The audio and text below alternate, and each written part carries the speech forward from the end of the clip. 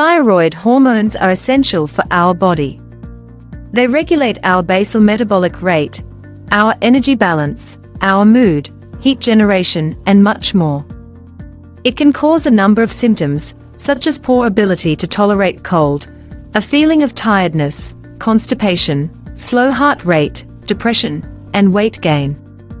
Hypothyroidism is so common that almost 5 people out of 100 suffer from it.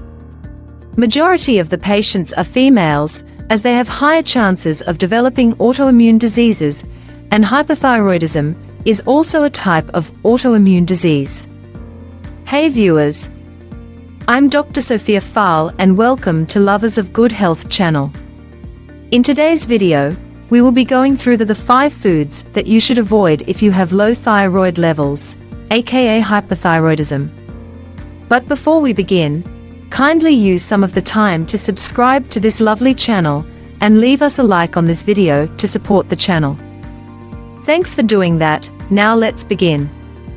Hypothyroidism can be a tricky condition to manage, and what you eat can interfere with your treatment.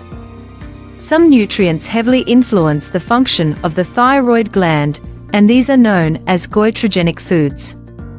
Goitrogens are compounds that interfere with the normal functioning of the thyroid gland. The term goitrogenic means something that causes goiter, or swelling of the thyroid gland. Goitrogens accomplish this by interfering with iodine uptake in the thyroid gland. When not enough iodine is available, the thyroid cannot produce sufficient levels of thyroid hormones T4 and T3. Now let's discuss these 5 foods that every person with hypothyroidism should avoid. Number 1. Foods with soy, including edamame, tofu. The soybean or soya bean is a species of legume, and is widely consumed throughout the world. It is a very good source of protein and is used to make many products like soy milk, soybean oil, tofu, edamame, etc.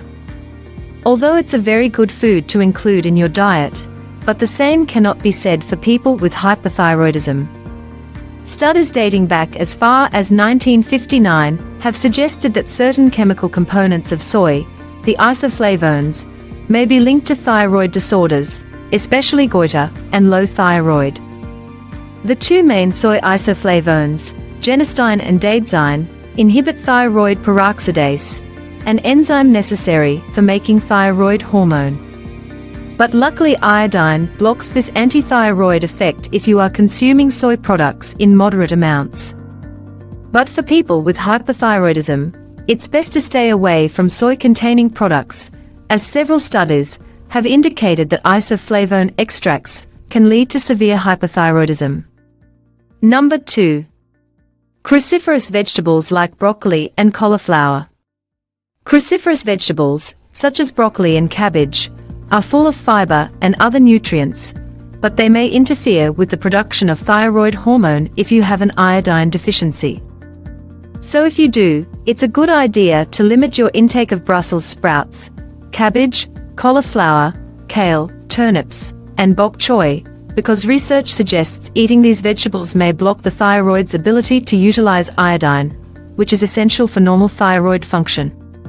Cooking them can reduce the effect that cruciferous vegetables have on the thyroid gland, and limiting your intake of these cooked vegetables to 5 ounces a day may help as well, since that amount appears to have no adverse effect on thyroid function. Number 3. Gluten. Those with hypothyroidism may want to consider minimizing their intake of gluten, a protein found in foods processed from wheat, barley, rye, and other grains, says Ruth Frenchman, a dietitian in the Los Angeles area and a spokesperson for the Academy of Nutrition and Dietetics.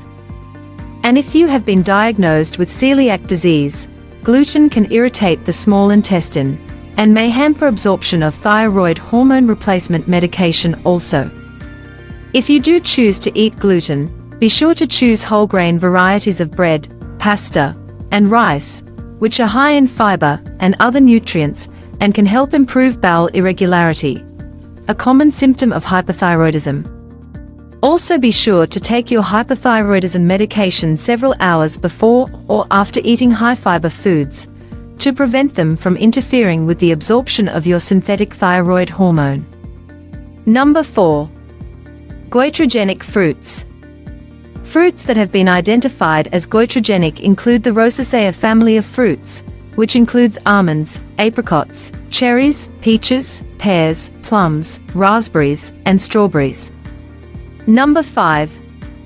Onions. Onions contain two different goitrogens, quercetin and propyl disulfide. Quercetin reduces the activity of thyroperoxidase, as well as the activity of a second enzyme, hepatic deiodinase, a liver enzyme required to activate the thyroid hormone. Boiling reduces the amount of quercetin in foods to some extent.